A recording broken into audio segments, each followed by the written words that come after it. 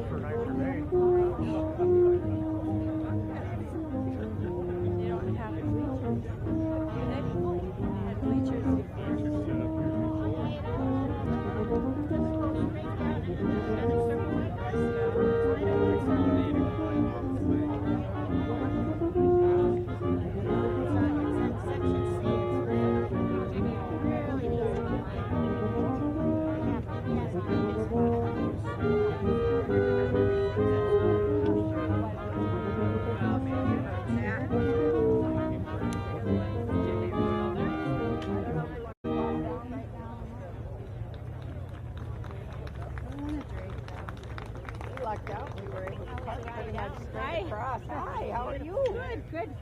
You drove on a bike? I didn't know you biked too. Well, I ride with him. Okay. We have a train. Okay. Where did you park? Well, we're straight across. Oh, Right straight across. They let how us drive early in did you here. get here? It was about 10:30 almost. Yeah. I suppose.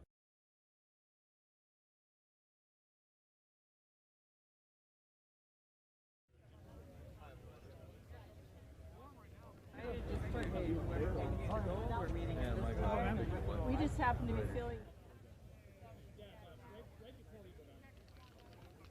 Glasses on?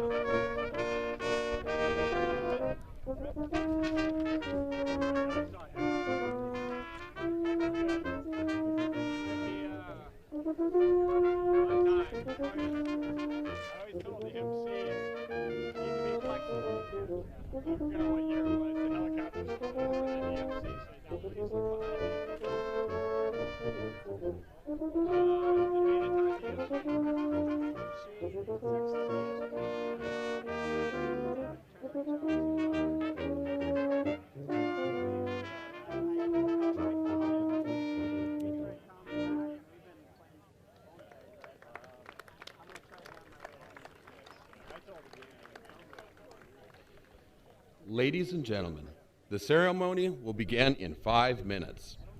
Please feel free to move into your seating area. Thank you.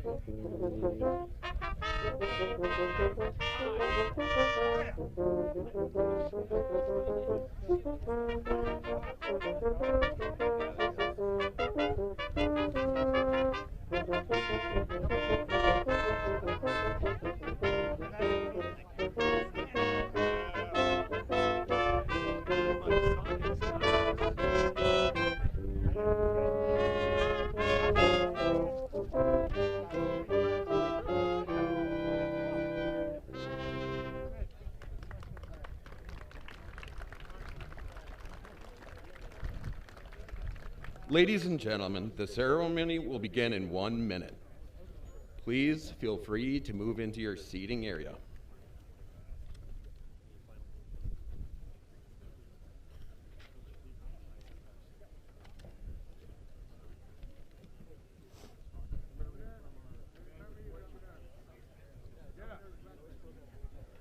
Okay, what's he driving?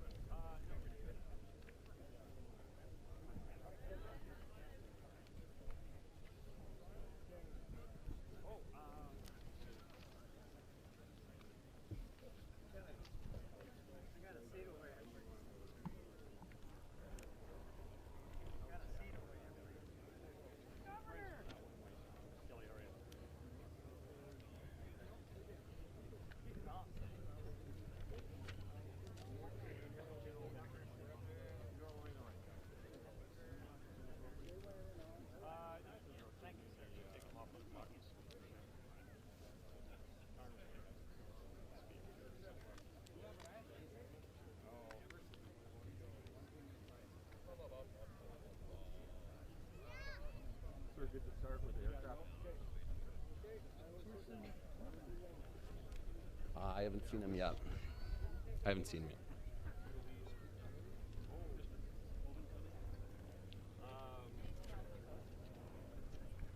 Yeah, I think so.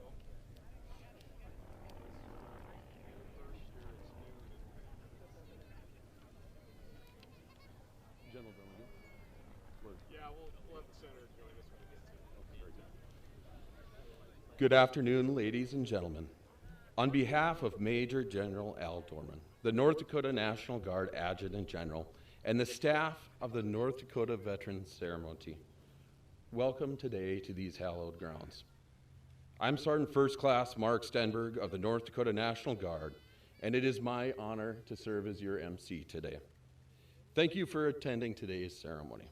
The pre-music was performed by the North Dakota Army National Guard's 188th Army Band Full Battle Rattle Brass Quintet.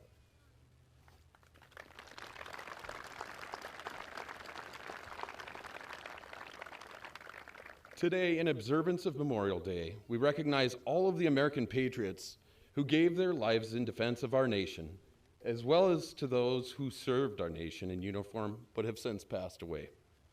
We have assembled here today to honor the memories of the deceased brave men and women and to reflect on their service and sacrifices in defense of liberty's blessings. Please note that portable restrooms are located behind the chapel. Handicapped restrooms are available inside the building. And if you need medical attention during the ceremony, please go to the Metro Ambulance medics located behind you, and they will provide medical aid. Thank you, Metro Ambulance, Salvation Army, Girl Scouts, Dakota Horizon, and others listed in your program for your contributions to today's event. If you look behind me to the southeast, you will see two UH-72 Alpha Lakota helicopters approaching. They will pass over the ceremony at approximately 1,000 feet above ground level. The Lakota aircraft is ideally suited for logistics and missions in support of homeland security, emergency response, medical evacuations, and search and rescue. These aircraft are assigned to our Bismarck-based National Guard Army aviation units.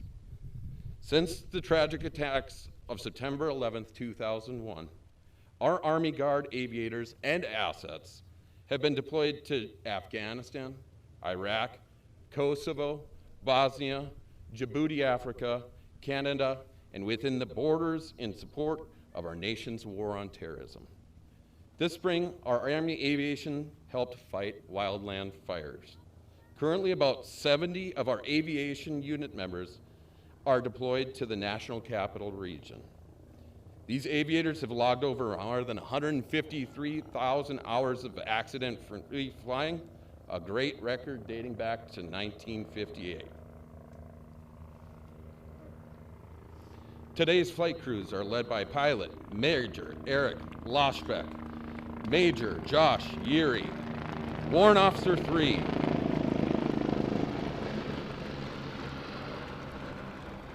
Shelby Nelson, Warrant Officer 1, Alex Wolf, Crew Chiefs, Sergeant First Class Chad Reimer, Sergeant Jordan Hart. Handling support operations are Sergeant Tori Wallery and Colonel Paul Helton. Please give the Dakota helicopters one more round of applause.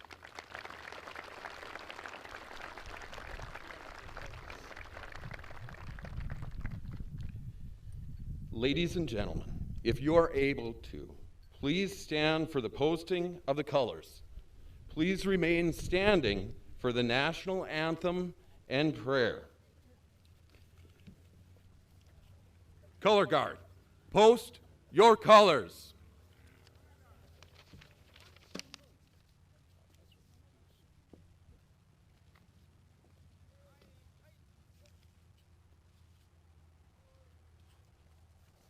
We are extremely proud of our veterans organizations and their auxiliaries for their contributions to our communities. Though most are no longer in active military service, these men and women continue to serve a grateful nation through their support of our troops, fellow veterans, our military families, and the fallen. In addition to their community service, many of these veterans assist in rendering military honors during funerals. We are also very proud of the spirit of the uniformed service in our Native American communities, whose per capita service in the military continues to be among the highest amongst the nation.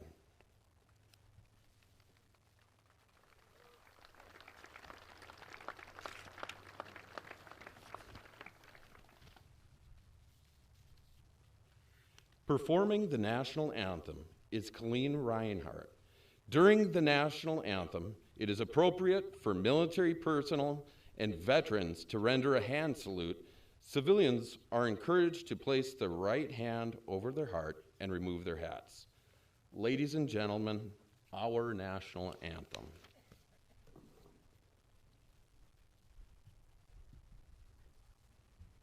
Please join me in singing our national anthem.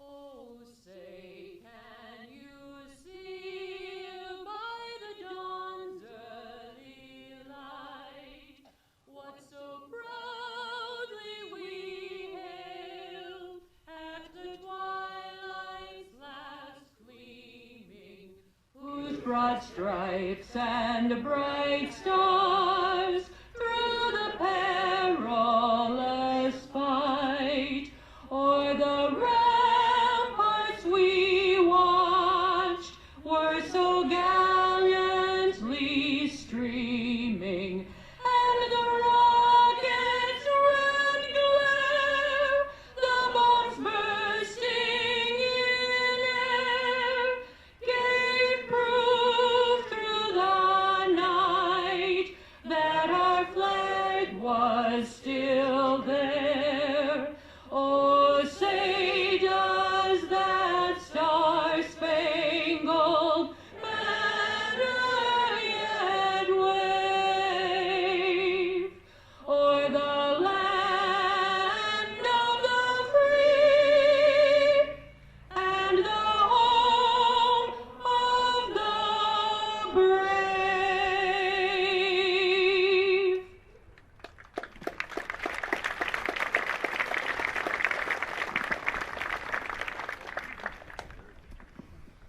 Thank you, Clint. Our opening prayer will be offered by Chaplain Greg Carr, Crisis Care Chaplaincy, Bismarck.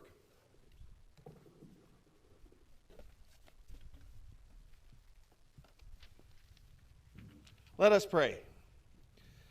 Father, as we gather today in this hallowed place, I am reminded again of the song that will be played during this event, Taps, which is also known as Lights Out. And although there are no official lyrics to this song, one verse states, "Day is gone, gone the sun, from the hills, from the lake, from the sky. All is well, safely rest, God is nigh." What a comforting thought as we gather today to remember these faithful and brave members of our military who fought for our freedom, who lived their lives well, and who now rest eternally with you. Creator, May we never forget what these brave men and women have done for us. Be with the families of these men and women. Watch over them. Bring comfort to their hearts, knowing that the sacrifices that have been made are greatly and overwhelmingly appreciated. Father, we know that freedom is a gift. May we never take this for granted. This gift comes with a price. It comes with sacrifice, and it is a gift that is worth fighting for. We are still fighting for this gift today, and we are thankful for the men and women who are willing to face the battles for freedom's sake. For all who have protected our nation and our freedom, and for those who continue to do so, we say thank you. Please, God, encircle them with your protection, your mercy, your wisdom, and your provision. Thank you that in our nation today we are free to worship, free to pray, free to read from your word, free to speak, and we are free to share. For this we are incredibly grateful, yet we understand how quickly these freedoms can be taken away. Give us an increased awareness of the spiritual battles we're in. Help us to stand strong in you and for your purposes. Thank you for your truth that says, "Who the Son sets free is free indeed." We know that in you alone is true freedom. We pray this in the matchless name of your Son. Amen and amen. You may be seated.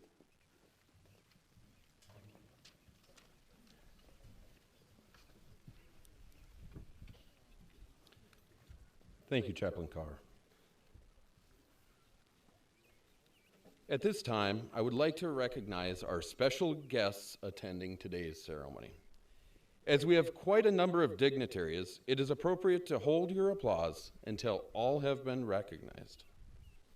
The Honorable Governor Doug Burgum, Senator John Hoeven,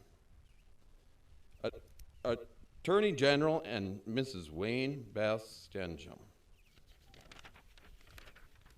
former National Guard Adjutant General, retired Major General Mike Haugen and Mrs. Jan Haugen, retired Major General Robert Schulte, U.S. Army Reserve Ambassador, Lieutenant Colonel retired Robert Black, Colonel Larson, 68th Troop Command Commander, Command Sergeant Major John Zocker, 68th Troop Command Sergeant Major. Let's give those folks a big hand.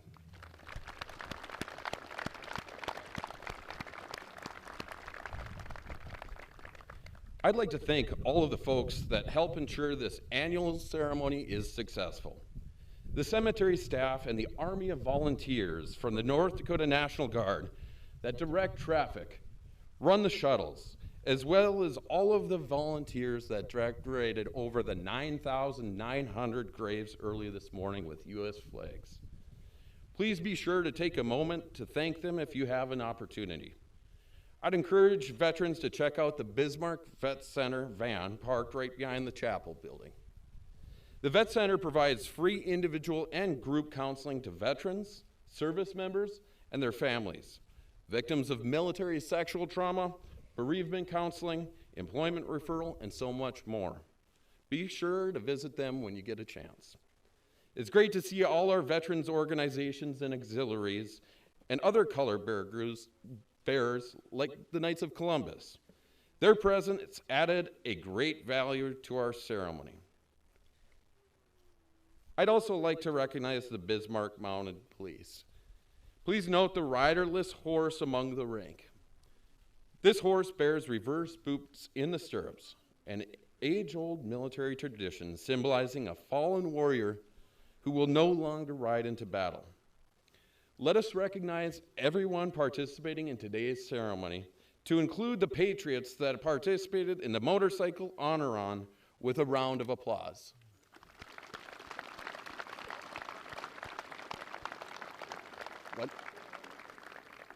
The motorcycle honor run was organized and led by the Vietnam Vets, Legacy Vets Motorcycle Club, and consisted of over 700 motorcycles.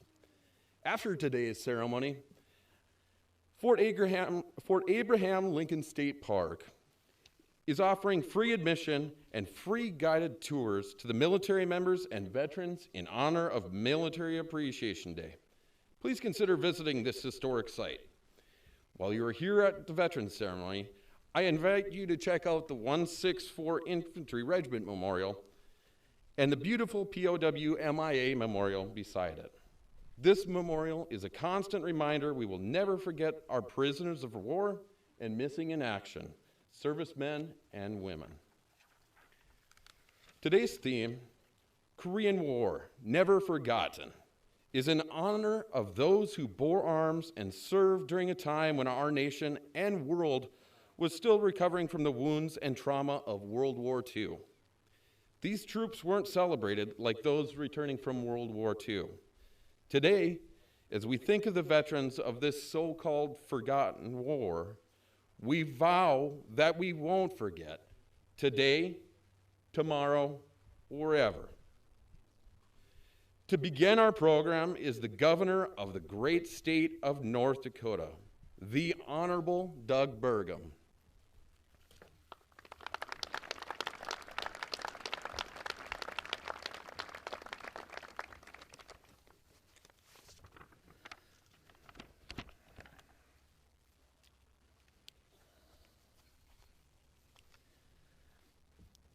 As we gather today in this important and solemn way to honor those who gave our lives in service to this country, we know that we are all blessed. We're blessed to be Americans. We're blessed to be North Dakotans. And we're blessed to live in a country whose founding principles have inspired generation after generation, your relatives and mine and others who have fought for 245 years to pick up arms and fight for freedoms and liberty, both on our own soil and with our allies around the world. And certainly today, look at this, aren't we blessed with another glorious and beautiful day in North Dakota? On behalf of the North Dakota National Guard, we are grateful for each of you joining us today. It looks to me there might be a record number of people here today in person. We thank you for presence, and likely there's a record number of people joining us live today across the state, as together we observe Memorial Day here at the beautiful North Dakota Veterans Cemetery. During the many trials of the last year, the North Dakota National Guard has shown again that it's the finest in the nation. And we're grateful for their work that they do year in and year out, but we're also grateful for the work they do in hosting the ceremony. And we're grateful for the work that the North Dakota National Guard does caring year-round for this cemetery with such respect and reverence for those heroes that are laid to rest on these hallowed grounds. Many of you are here and each year on Memorial Day out of deep respect and patriotism, but others, you're here because it's personal. So I'd like to take a moment and thank our Gold Star families and anyone who has lost a relative, whether it's a father, a grandfather, great-grandfather, uncle, aunt, anyone. Especially for you, we salute you, and let's give you all a round of applause for your sacrifice and service.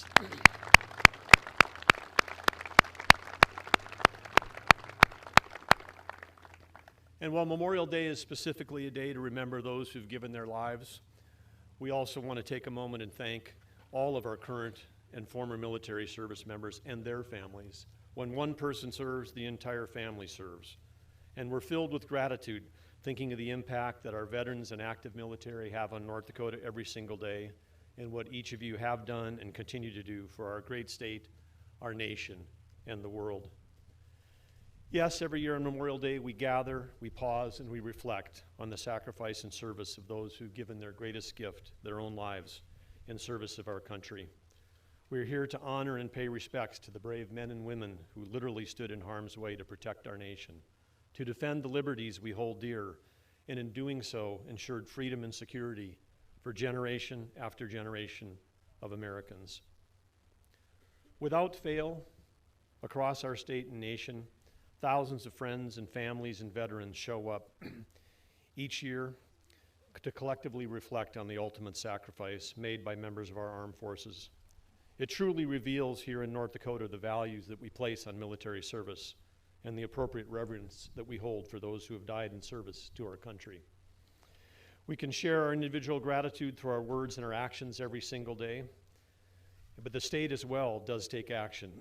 Actions like working this year with our North Dakota legislature to pass new laws that provide for death benefits, payments for National Guard service members killed in action, and passing laws to cover burial costs here at the Veterans Ceremony, not only for retired military personnel, but for their surviving spouses.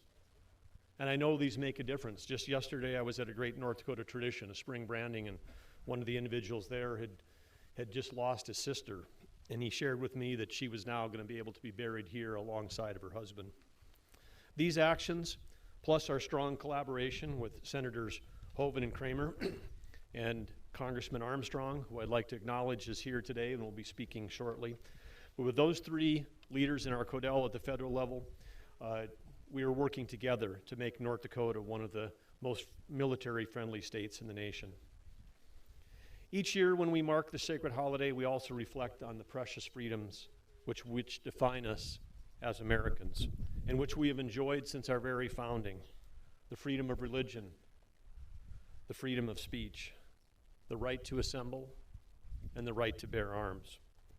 These are freedoms we should never take for granted. And we shouldn't, because still today on our planet, there are billions of people today that lack these basic freedoms. Our ancestors fought for these freedoms, and this includes the Korean War. And those who made the ultimate sacrifice for their country during that time, we pay special tribute to today. As was stated, the theme of this year's Memorial Day ceremony is the Korean War, never forgotten. The Korean War began on June 25th, 1950, with North Korea's invasion of South Korea. Nearly 1.8 million Americans served in theater during that 3-year conflict. That included 2,663 members of North Dakota Army and Air National Guard, and of those that were sent overseas, there were 16 North Dakotans who were killed in combat. They were among the 36,574 American service members who gave their lives defending the people of South Korea. The Korean War should not be forgotten, because the Korean War mattered, and it still matters today. South Korea is a free country with 51 million people living in a space that is smaller than the size of North Dakota. North Korea, also smaller than North Dakota, is a tyrannical dictatorship with 26 million people living under some of the most oppressive conditions in the world. You think it doesn't matter to have freedom? The GDP per capita in South Korea is $32,000 per person per year in South Korea.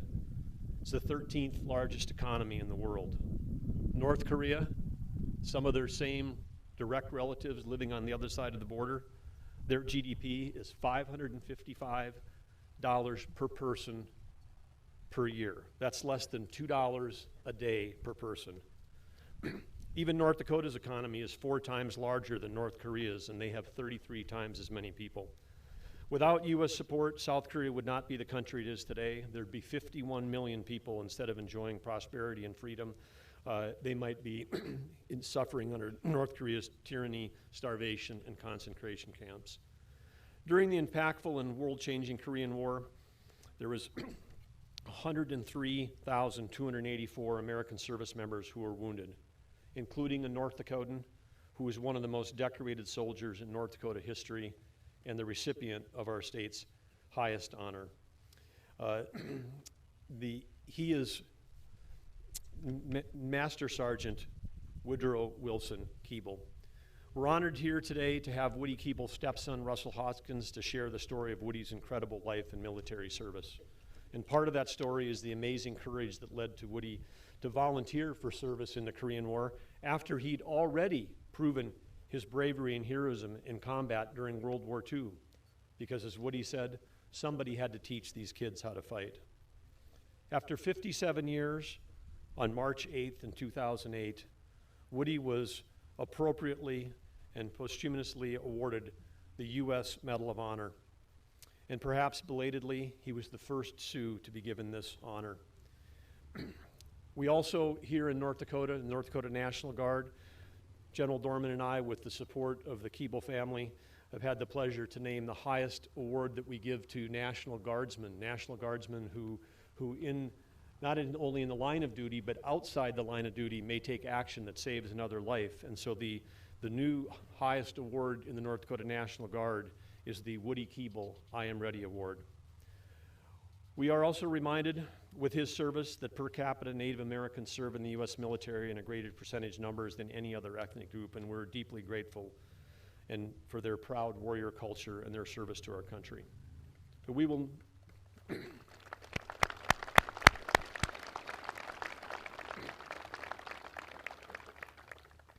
Today we gather to make sure we never forget all the North Dakotans who served and sacrificed in the Korean War, and remember and honor all those who made the ultimate sacrifice, as well as the more than 1.1 million Korean War veterans that are still with us across this great nation. Today, on this day, which we now call Memorial Day, it can inspire each of us to consider how fortunate we are to live in this great nation and how important it is for us to keep fighting for America's future. As President Ronald Reagan wisely said, we're blessed with an opportunity to stand for something, for liberty and for freedom and for fairness. And these things are worth fighting for, worth devoting our lives to. That is why today we pause and reflect and we honor those brave men and women who gave their lives for our country. Now, more than ever, we must never forget that freedom isn't free.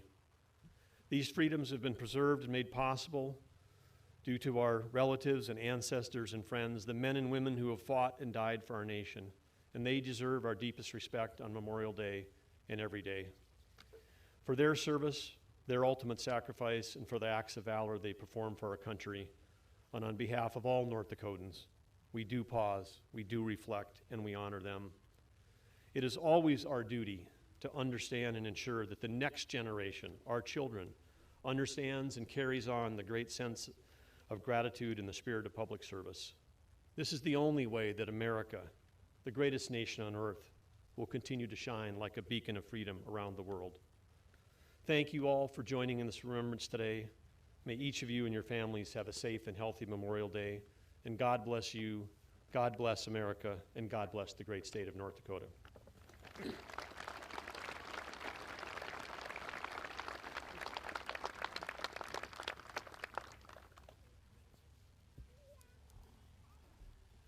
Thank you, Governor Burgum. Our next speaker is Senator John Hoeven. Thank you, Sergeant. It is truly an honor to be here on behalf of Mikey and myself. Mike, you want to give a wave? Yeah, we're great. Really good. You can applaud for her. It's an honor and a privilege to be with all of you and with the distinguished guests who are here. I see there's legislators that are here. To all of you, thank you so much for coming. To all the veterans groups, how about a round of applause for all our veterans groups that put so much effort into Memorial Day?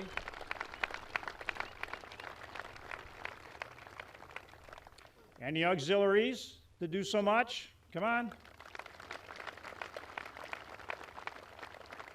And then there's a group that Pro told me that in past years I haven't expressed their name just right, so I'm going to make sure I do this year. It's the Vietnam Vets Legacy Veterans Motorcycle Club, and that's all these bike riders that you see around here, and they every year are out here making this the kind of truly Memorial Day event it should be. They're here, they show up every year, whether it's rain or shine, but they've also raised money to help improve this wonderful state veteran cemetery. So please give a heartfelt thank you to our Vietnam Vets, Legacy Vets, Motorcycle Club members. Thank you guys. God bless you guys for all you do. And I know you're not done yet. And the fundraising and the walls and the things that you've done here are fabulous. And I'm so proud of this veteran cemetery. This is a state veteran cemetery, and it's just gorgeous. I think it's the finest in the country. And now we have a national veteran cemetery too in Fargo. We worked very hard, and we now have a national veteran cemetery as well, and that was long overdue. And so I'm very pleased that we have it, so that for people, particularly in the eastern part of the state as well as western Minnesota, they have a beautiful cemetery here, just like this beautiful state veteran cemetery in western North Dakota. You know, I'm reminded as we gather here today. And I want to thank so many for coming out, for all of that have joined us virtually too, but for everyone that's here. We get such a great turnout every year. Thank you. Thank you for showing up. Thank you for showing up to say we remember and we will never forget, that we honor those who made the ultimate sacrifice for our nation. We honor them on this day, and we honor them every day. We thank them. We thank those who made the ultimate sacrifice. We thank everyone who put on the uniform and put their life on the line. Our active duty, our reserves, our great guard, those who serve today, our veterans and their families. We say thank you. We say thank you on this day, and we say thank you every day. And I'm reminded as we gather here today, it's been 20 years since 9/11. And I know every single one of you can remember exactly where you were on 9/11, can't you? It's vivid. Seared in our memory forever. I was at the airport in Minneapolis. I was on my way to Washington, D.C., and the attack occurred. All planes were grounded. So we immediately rented a car and we drove back. And I can remember getting back to Fargo and having a press conference there with law enforcement and our military and our guard. And I remember the sense, the pride of North Dakotans coming together, the pride of all Americans coming together and knowing that whoever attacked us would pay the price and we would win. They would be defeated. Freedom would win. And our adversaries would be defeated. And that is exactly what happened. 20 years ago today. And I remember I was at a send-off with our guard. Less than a year later, 957 Multi-Role Bridge Company, probably some here, on their way to Iraq. Battle was raging, and they were on their way to Iraq. And I can remember looking at some of these men and women, and they looked very young to me. Some going overseas for the first time, and some didn't come back. Some didn't come back. They made the ultimate sacrifice, and we honor them here today. And both as a governor and as senator, I've had the incredible honor to not only see those men and women off, but welcome them home. And know every time they've done an absolute amazing job. There is no finer guard in the nation than the North Dakota National Guard, and they prove it every single year, every single deployment, and we're sending them off again next Sunday. 20 years they're in the fight. Some of them have served 4 and 5 times with distinction and valor, along with our great reserves and all our active duty forces. But to all of you that serve, we can't do enough to say thank you. Whether it's the War on Terror, whether it was Desert Storm, whether it was our great Vietnam vets. How about a shout out for our Vietnam vets? The welcome they didn't get when they came home. Welcome back. Job well done. Thank you. God bless you.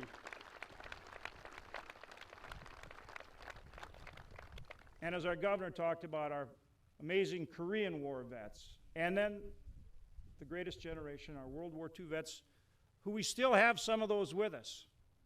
We honor Woody Keeble today, and I had the honor to put him in the Theodore Roosevelt Rough Rider Hall of Fame, North Dakota's highest award.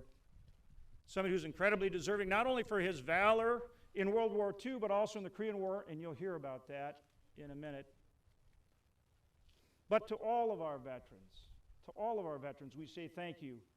And in wrapping up, I want to mention one more individual who turns 100 years old today, a lifelong friend of mine who served in the Battle of the Bulge, who was wounded crossing the Rhine into Germany, who won Purple Heart, Bronze Star, other medals of commendation as well. But it's his 100th birthday this year, and he symbolizes to me all of our great vets. Lynn Oz of Minot, maybe some of you know him, but served at the Battle of the Bulge, 100 years old today. He, Woody, they don't just epitomize the greatest generation. They epitomize the greatness of all of you who serve today and who have served. God bless you, our veterans. May God bless North Dakota, and may God always bless the United States of America. Thank you.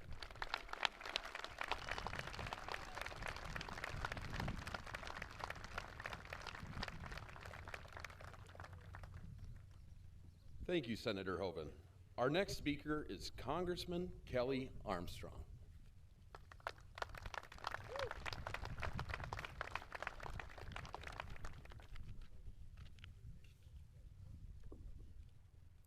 On July 27, 1995, the Korean War Veterans Memorial was dedicated in Washington, D.C. And if any of you have ever had the chance to see it, there are 19 statues of Army, Marine, Navy, and Air Force members. The statues stand in juniper bushes and are separated by polished granite strips that symbolize the rice paddies of Korea. Close by is the mural wall, which is sourced from Cold Springs, Minnesota. The granite came from our neighbors to the east. The wall is 164 feet in length and has over 2,400 etched photos of the Korean War on it. And the reflections off the wall create an image of, when reflecting off the 19 statues, create an image of 38 statues, symbolic of the 38th parallel and 38 months of war. 38 months which saw 36,574 Americans die. Another 103,284 were wounded. Thousands of North Dakotas fought in this conflict. My grandfather was one of them, and too many of them paid the ultimate price. I'm honored to be here with you today for this year's Memorial Day service. The United States is a beacon of freedom because of the dedication of and service of our veterans. We owe a debt of gratitude to the brave men and women who have served our nation and to those who have made the ultimate sacrifice in defense of it. Many North Dakotans, and many of us here today, know someone who gave their life serving in our armed forces. They were our friends, our family, and heroes in our communities. They embody what it means to be a true patriot, and we honor their memories today. And while we set aside Memorial Day to reflect on their service and their sacrifices, every day we are grateful for those who protect our freedoms and liberties. We can never forget those who have given their all to strengthen our nation, and we must ensure that their memories are everlasting. As President Ronald Reagan once said, freedom is never more than one generation away from extinction. We didn't pass it to our children in the bloodstream. It must be fought for, protected, and handed on for them to do the same. Our service members understand this, and it is a driving force for many when they make the decision to leave their communities, travel to distant lands, knowing full well they may never return to the country they swore to protect and or ever embrace their loved ones again. As we remember those who have served our nation, we cannot forget the sacrifices they have made defending it. So today we give thanks to them and everyone here who served our great nation. It is our promise that we will strive to live our lives in a way that honors their memories. Happy Memorial Day to everybody, and may God continue to bless the United States of America.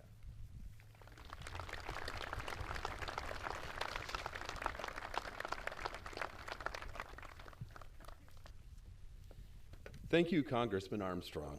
Our next speaker is the host of today's ceremony, the Adjutant General of the North Dakota National Guard, Major General Al Dorman.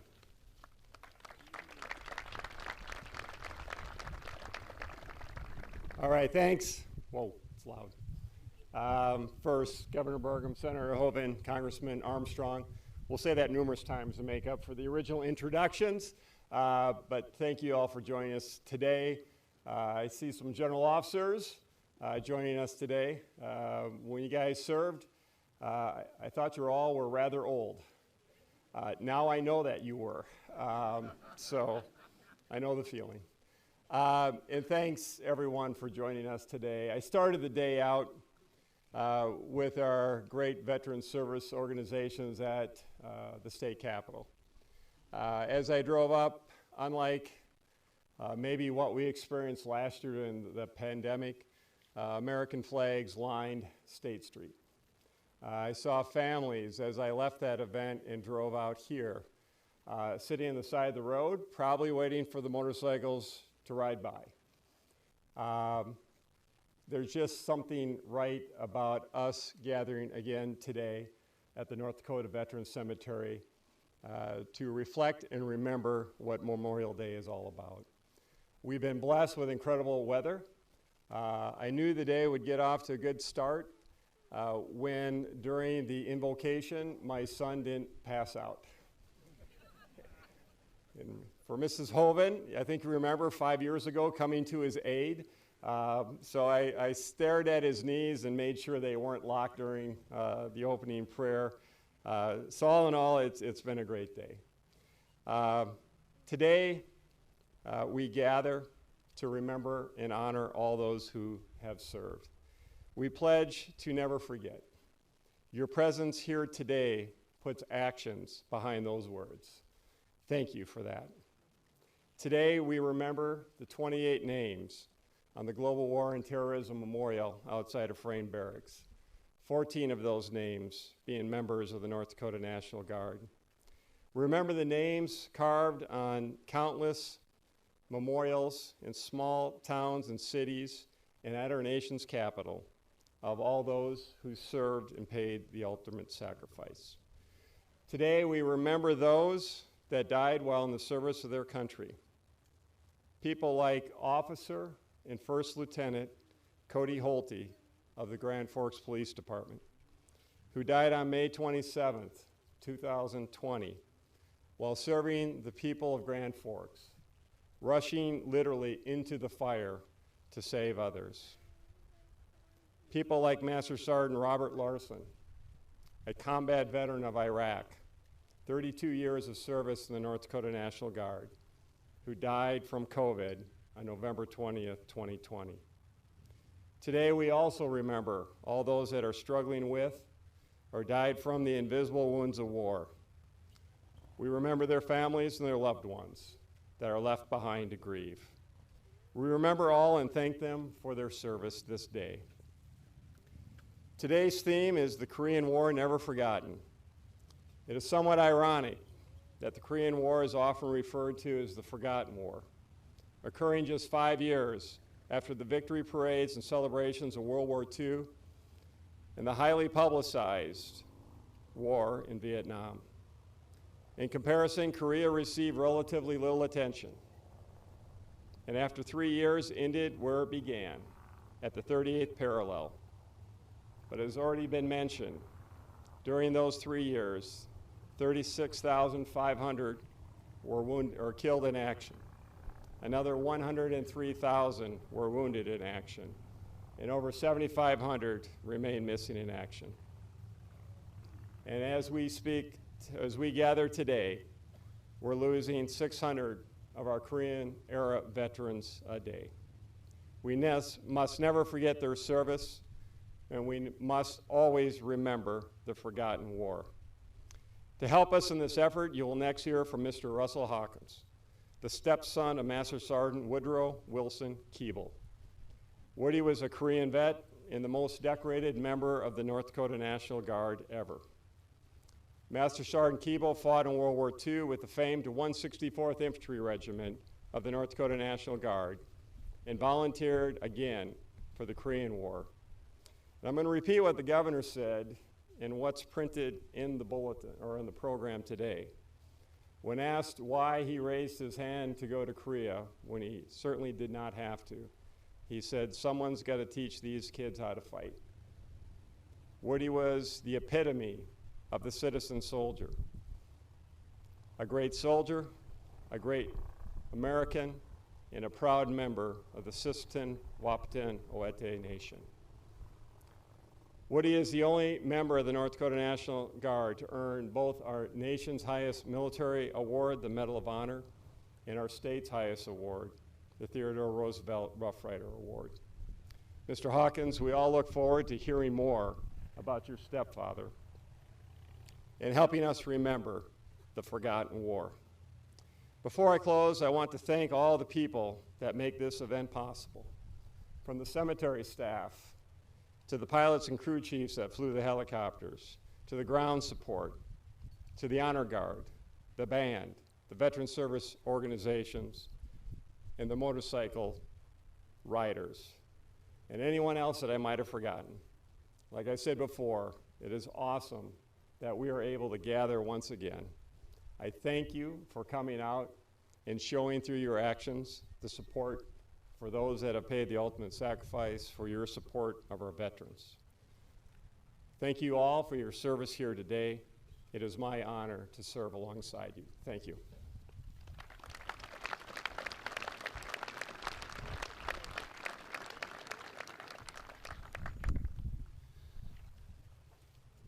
Thank you, General Dorman.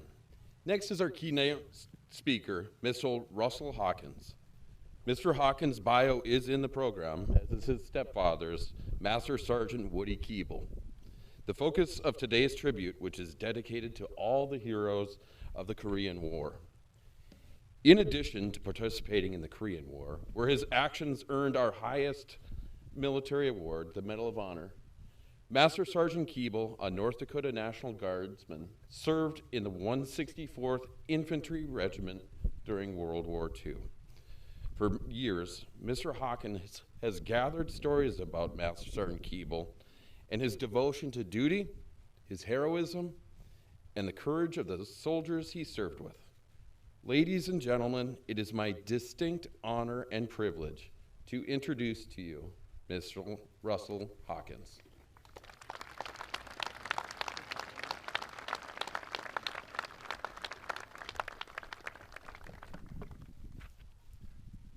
Thank you for that introduction. Thank you for the honor of speaking today. It is an honor to be on the same pamphlet with Master Sergeant Woodrow Keeble.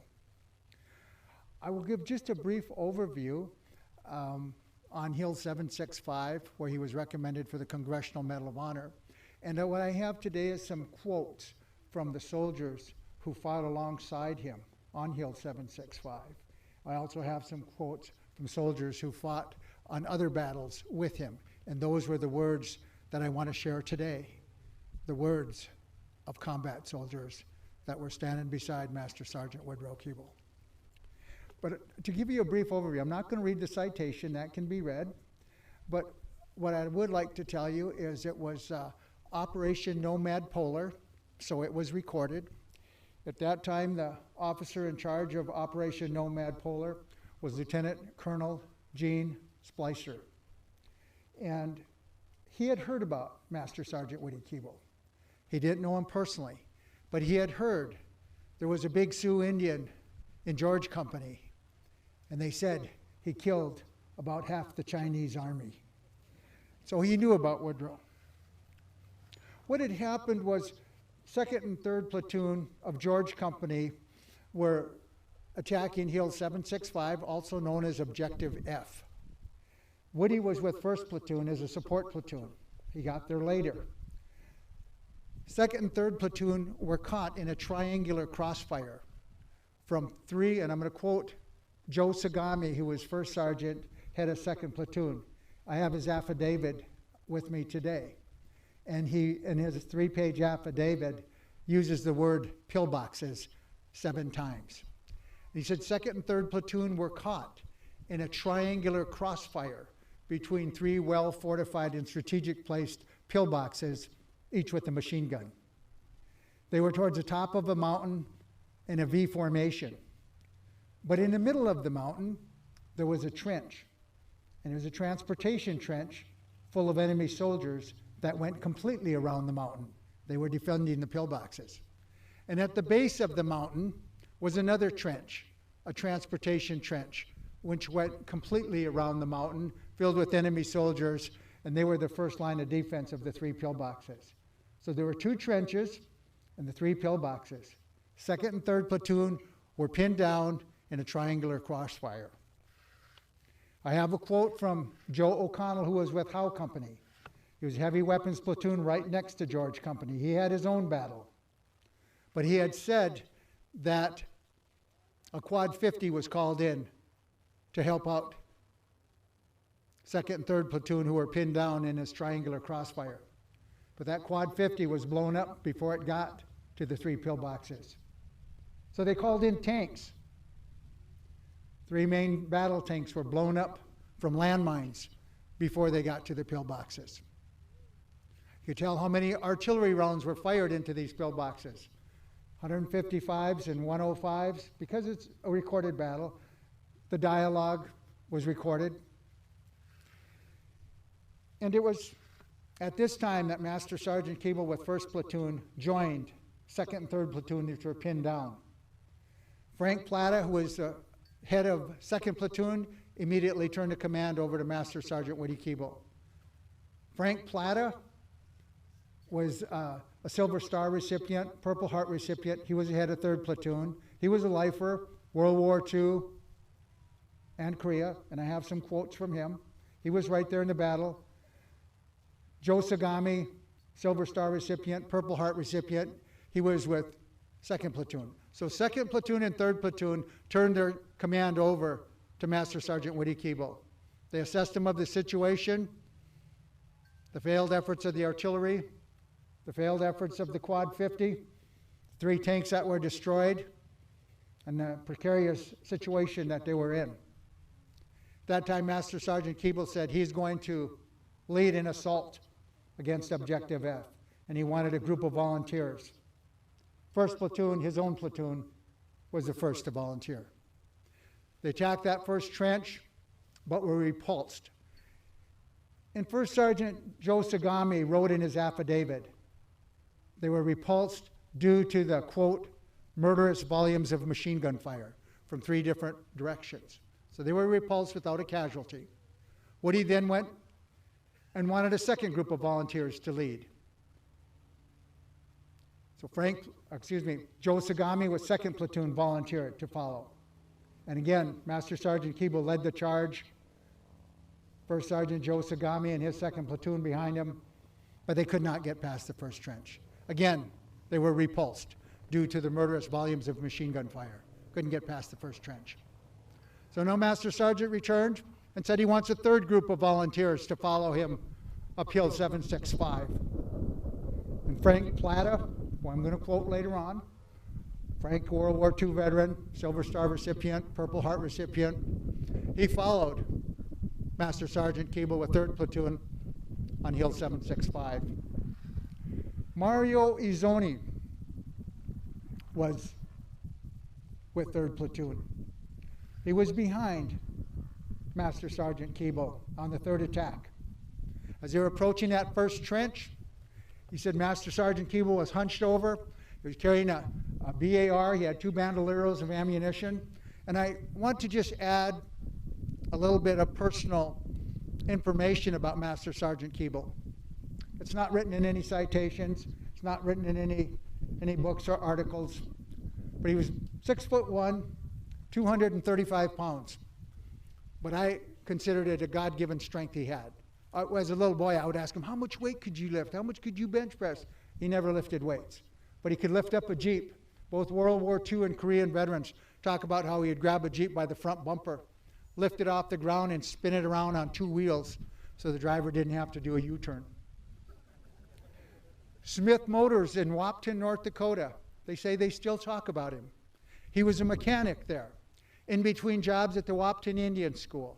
Before the war and after the war, he worked at Wapton Indian School as a BIA employee, but there wasn't always a job waiting for him when the war was over. And so Smith Motors hired him, General Motors dealer, and they said, we still talk about him. When he would do an engine swap, he could lift the car engine out of the car with his bare hands. He could lift a pickup engine with his bare hands. And one time he tried a big grain truck with a diesel engine. Everybody wanted to know if he could lift it. He took the front clip off it. He went to the big diesel engine, but he could not lift it. The diesel engine was too much. But he was a good sport about it. But those personal attributes that I'm telling you about would be put to the full test on Hill 765. And so now he's up the 3rd attack. Mario Izzoni's behind him. He's leading the charge, and he takes a bullet right in the chest. He said it hit him hard. He could hear it splat. It staggered him back several steps. It stood him straight up. The bullet went right through him. It went through both the canvas bandoleros of ammunition, and the bullet was lodged out of the 2nd belt. And a pool of blood started forming on Master Sergeant Keeble's back. He did not call out for a medic. He didn't say, I'm hit. He didn't say, get me out of here, I'm wounded. He just recomposed himself, and he continued his attack. Mario could not believe it. He said to this day, he said, I believe he could fight a bandsaw and win. He said, I've never seen such a tough man. But again, 3rd platoon was repulsed. No casualties. So now all 3 platoons had gone once. Master Sergeant Keeble 3 times, bullet through the chest. At the Medal of Honor ceremony, I had an opportunity to meet with those who were still alive from 1st, 2nd, and 3rd platoon. And I asked him, what did he say to you? What did he say when he went up by himself the 4th time? Did he give a farewell speech? Did he say it was nice knowing you guys? What did he say? And he just said, stay put. He told all 3 platoons, 100 men, to stay put. He was going to handle this himself personally. He loaded up his Browning automatic rifle with 200 rounds of ammunition, 10 mags, 20 rounds to each mag, and then 1 full mag in his gun. He had 220 rounds. Took his grenades. One eyewitness told me that he carried a roll of electrician's tape with him. And before a battle, he would tape 2 grenades together and throw them like a baseball. The Chicago White Sox were recruiting him, approaching him as a pitcher before the war. He had an alleged 100-mile-an-hour fastball, was a renowned baseball player. But now he's being put to the full test. He told all 100 men, stay put. And then he alone attacked the mountain. Joe O'Connell, who I had a pleasure to meet with Howe Company, a machine gunner, he was manning a M1917, a water-cooled Browning machine gun, 30-06 caliber. He couldn't believe it. One man was going to attack the whole mountain, the pillboxes, the trenches. And so he turned his machine gun from his objective over to objective F, Hill 765. And he said, I burned off 3 belts trying to help him. And I said, how many rounds in a belt, Joe? And he said, 250 rounds. He burned off 750 rounds trying to take out a few of the enemy soldiers to help Master Sergeant Keeble. And then he watched. As he approached that first trench, the enemy were shooting at him. And then he picked a certain spot in that first trench. And with his BAR, he killed a number of enemy soldiers and then rushed forward and jumped into the trench with the rest of the enemy soldiers. And Joe said, I couldn't see him anymore because these were deep transportation trenches. But I could hear the BAR because it was the same caliber as his water-cooled Browning, 30-06 Springfield. He could hear the BAR, then he'd hear the enemy guns, and he'd hear the BAR, and he'd hear the enemy guns as the enemy soldiers came to fill the gap of the dead soldiers that he had killed. And he could hear the BAR, and then he could hear the enemy guns, then he'd hear the BAR, then he'd hear the enemy guns, and then the last gun he heard was the BAR. And then he said, he didn't know Woody, he just had a big GI. Then this big GI got out of that first trench. He'd killed everybody in the first trench. And now he started up to the second trench. But by now, the entire enemy forces were directing their firepower upon him. All 3 pillboxes caught in a triangular crossfire. The last remaining trench of enemy soldiers throwing grenades. Joe O'Connell said the grenades coming down off Master Sergeant Keeble looked like flocks of blackbirds. A grenade would hit in front of him and knock him down, and Joe would say, oh, they got him, they got him. And then he'd get back up again, shake it off, and start going again. Another grenade would hit him, knock him to one side. And Joe would say, oh, they got him for sure. And he'd roll and he'd get back up again, and he'd start moving towards that second trench. Later, they would take 83 pieces of shrapnel out of him. Woody got one of his front teeth knocked out from grenade shrapnel. But he did the same thing on that second trench. He picked a spot, and with his Browning automatic rifle, he killed a number of troops, and then he rushed forward and jumped into the second trench full of enemy soldiers. And again, Joe said he could hear the BAR, then he could hear the enemy guns, he could hear the BAR, he could hear the enemy guns, he could hear the BAR, the enemy guns, and then pretty soon all he heard was the BAR. And now Master Sergeant Keeble had killed everybody in that second trench, transportation trench, completely around the mountain. And he used that trench as a defensive position, and he approached the enemy's left flank, which was his extreme right. And he got in front of that first pillbox using that trench as a defensive position, and with extreme accuracy on his first throw threw the grenades through the open area where the gun barrel was sticking out, destroyed the first pillbox. Dropped down into the trench, moved to the left, the enemy's extreme right, took the second pillbox out from a frontal attack again with his grenades taped together, throwing like a baseball. Took out that second pillbox. That left the one remaining pillbox on top. He used the trench to go completely around behind the enemy pillbox, came up from the back, kicked in the door, destroyed the last remaining pillbox with grenades. But he had one battle left. Eyewitnesses say there was 6 soldiers. Another eyewitness says there were 7 soldiers, enemy soldiers. I use the number 7. 7 soldiers, enemy soldiers from their hidden position, grabbed their weapons and just charged Master Sergeant Keeble in a frantic attempt to take him out. One of the BAR guys at the base of the mountain, I did forget his name, but he was a BAR man. And he was telling me at the Medal of Honor ceremony, he said all the time Master Sergeant Keeble attacked, he had his BAR on 600 rounds rate of fire. He said the BAR had 2 rates of fire. The fast rate was 600 rounds a minute. The slow rate was 300 rounds a minute.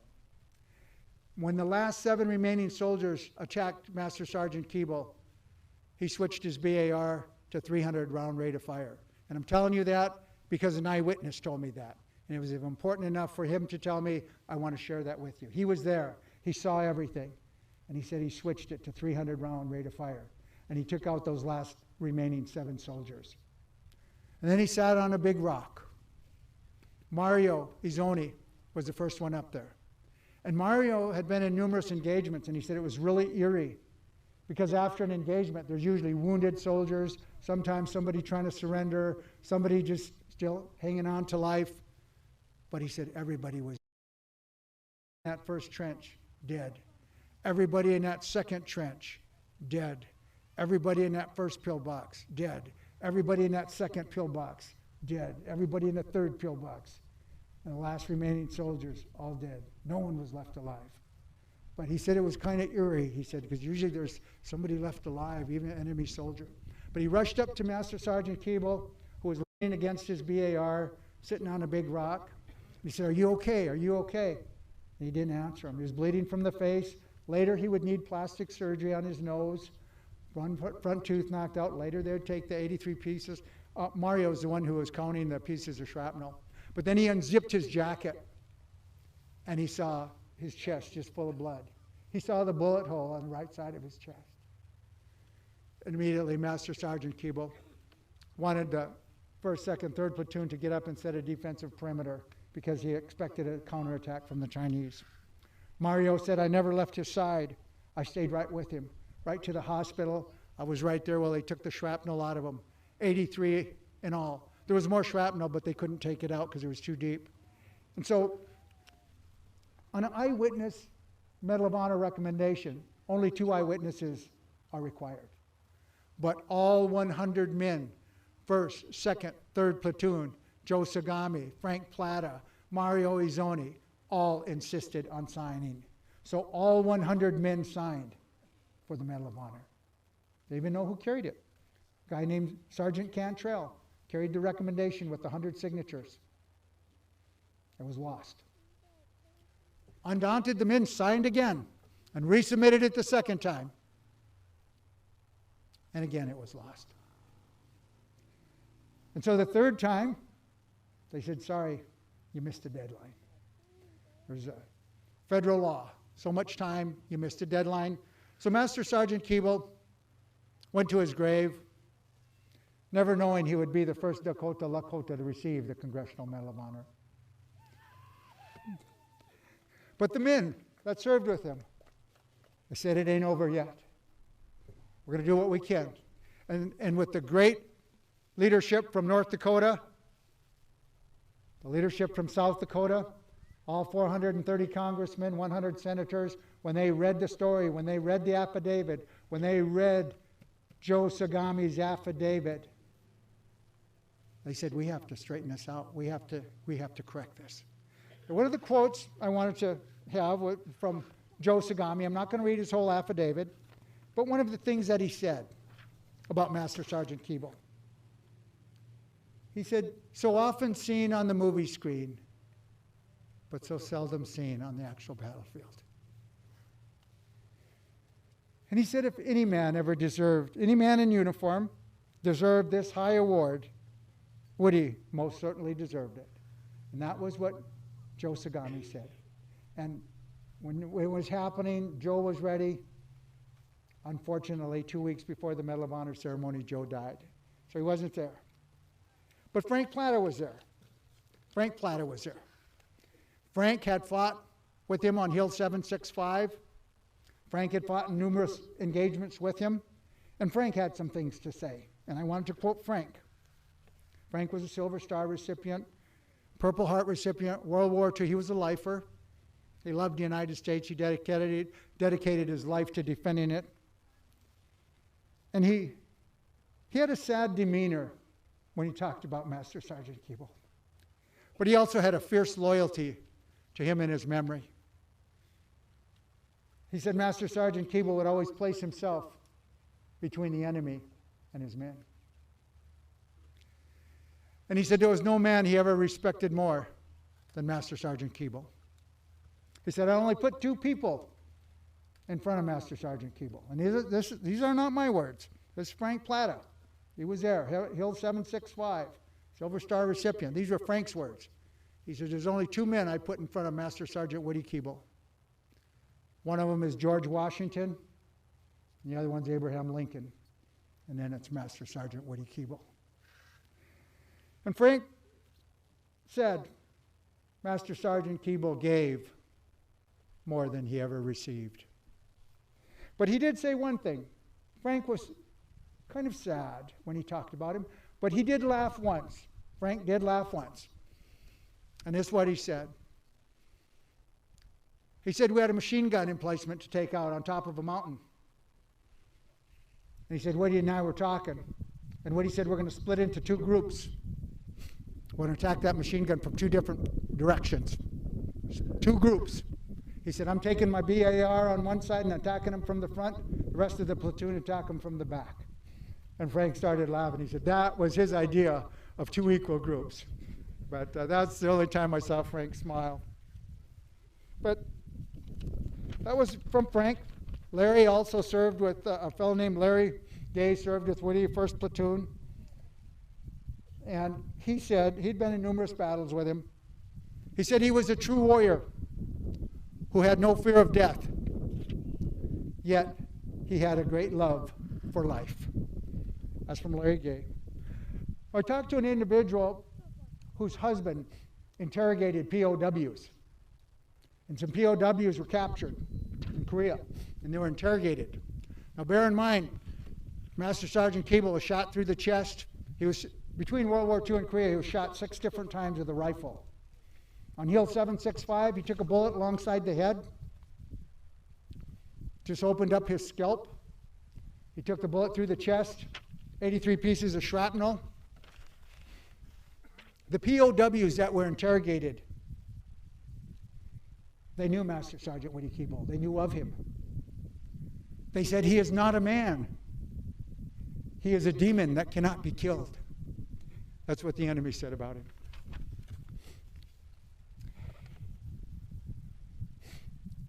And so, I have a scripture that I want to end with that I think is very fitting. We don't have time to talk about what he did in Guadalcanal. Eyewitnesses who saw him at Guadalcanal said he was a factor in turning the tide at Guadalcanal. The 1st Marine Division fighting at Henderson Field, it was their fight for the first 5 months, they wrote about him in their 1st Marine Division book. But we don't have time to talk about that. But what I will say is, from the steaming jungles of Guadalcanal to the last boundary hills in the frozen mountains of Korea, the scripture is so fitting for Master Sergeant Keeble. It's 1 Chronicles 17:8. And I have been with you, whithersoever you have walked. And I have cut off all your enemies from before you. And I have made you a name like the name of the great men that are in the earth. Now as I conclude, I knew Woody since I was about 11 years old. I was with him when he died. And so I think I know him pretty good. And if he was standing right here, right now, today, he would count each and every one of you as his friend. And he would do for each and every one of you what he did on Hill 765. Let's give Master Sergeant Keeble and yourself a round of applause. Thank you.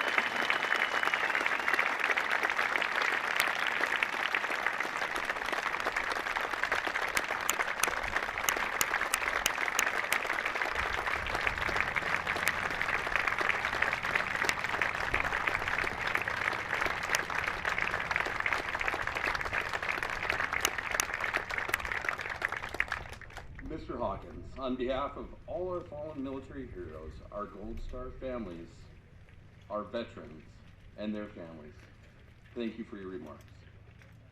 At this time, North Dakota National Guard's 188th Army Band Quintet Full Battle Rattle will perform Amazing Grace.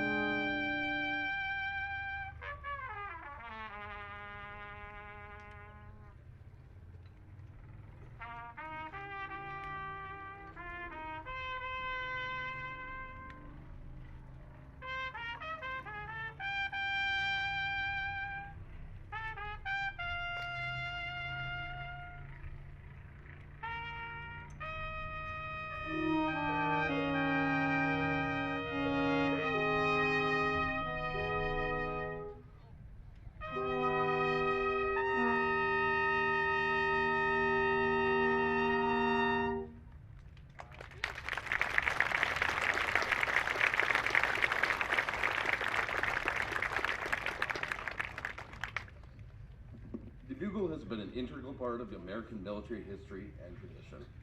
The sound of bugles have awakened our troops in the morning, summoned them to dinner, and the paymaster. Bugles have also signaled our charge and announced the end of the duty day. Of all the military bugle calls, none is so easily recognized or more apt to render emotion than the sounding of taps. The melody is eloquent, stirring, and haunting. When you visit Arlington National Cemetery in Virginia, a military ritual occurs that is both familiar and moving. A firing party fires 3 volleys. At the briefest of moments, a bugler sounds the 24 notes of the America's most famous bugle call. Both actions signal the highest honors in memory of our nation's fallen warriors. Ladies and gentlemen, if you are able, please rise and remain standing through the end of the ceremony.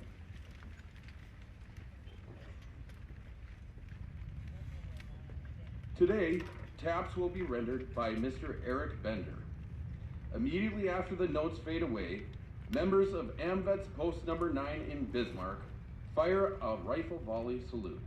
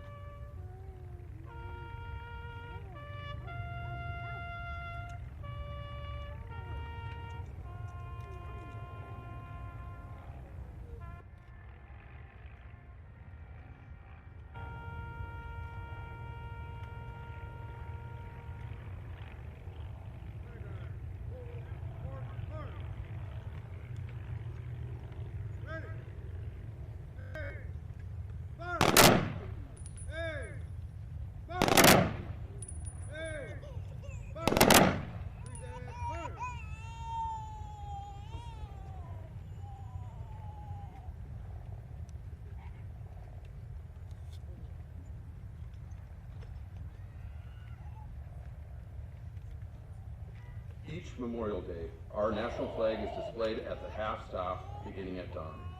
At the conclusion of the 21 rifle gun salute, all flags are hoisted to the top of their staffs at noon. Today, we have delayed this honor in order to close this year's Memorial Day ceremony in this manner. Under the leadership of First Sergeant Fieldings Olson, the military funeral honors will fire a 21 cannon salute using a World War I era French 75mm cannon. After the cannon falls silent, the flags at Flag Plaza, as well as the 50 U.S. flags lining both sides of the cemetery, will be raised to full staff by our great veterans. Please direct your attention to the west of the cannon area. First Sergeant, take charge of your cannon crew.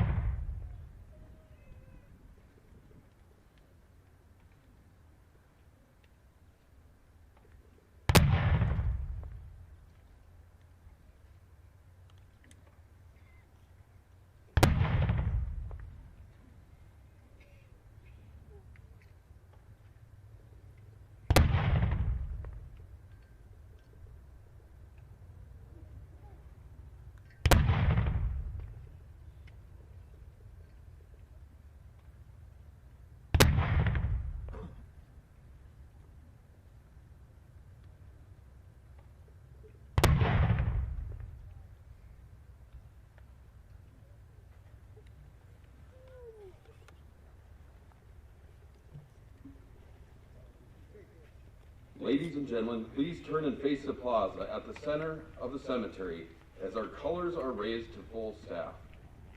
Military members and veterans, present arms.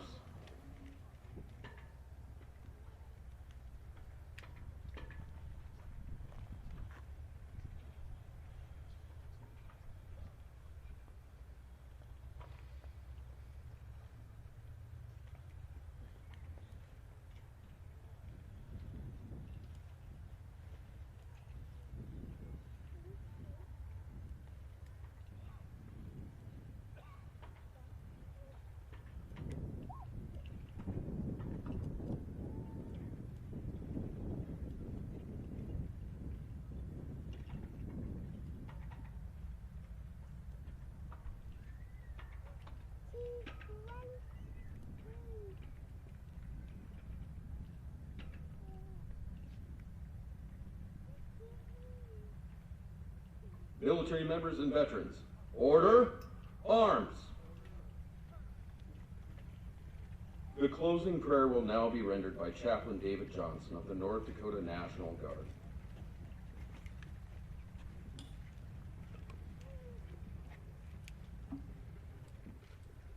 Let's close with a word of prayer.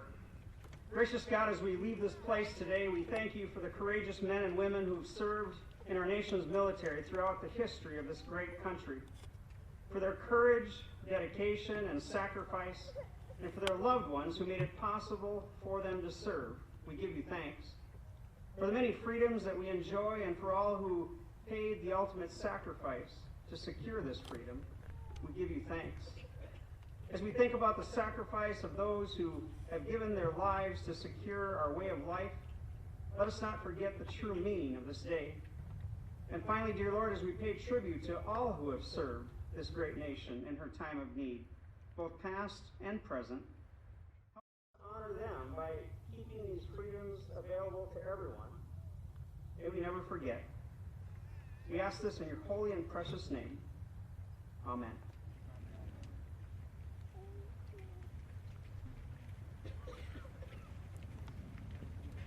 Please continue to stand as we retire the colors. Color Guard commanders, retire your colors.